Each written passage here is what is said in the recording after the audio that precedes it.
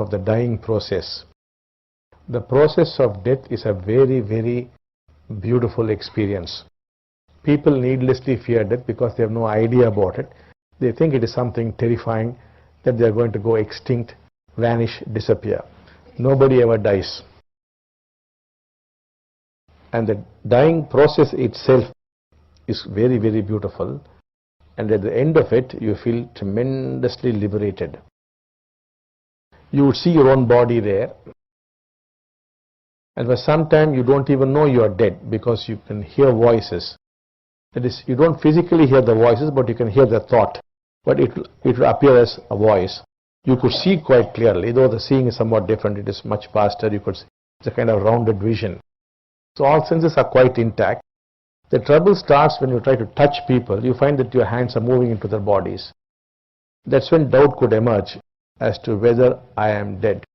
That's why it's so important that these ceremonies are conducted so that it is very convincing to them to understand that yes, indeed I am gone. That's very important. That's why you have to do all those ceremonies. Once that is done, there's anxiety, there is fear, there is a certain amount of sadness. But by and large, soon they would start hearing divine music, very, very beautiful music which you cannot hear on earth. And you would see a lot of divine beings, especially a lot of people who happen to be your relatives, your friends who had gone away earlier. They would be there. And then you move out on a journey which by our earth time could be about 10 days.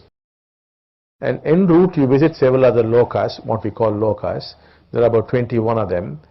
And there you might have to settle accounts with some people. So once that is done, at the end of the 10th day normally, there is a life review.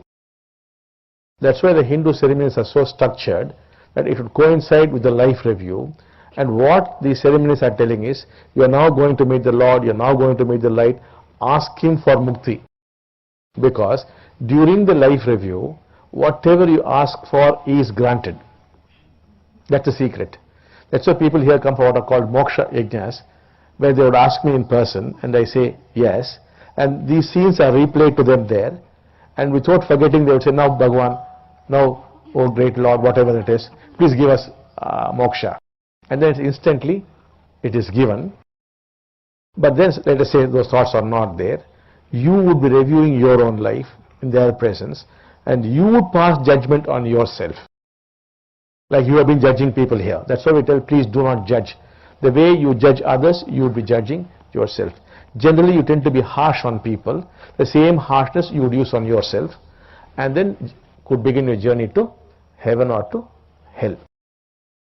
This in short is your life. You could go to other lokas also.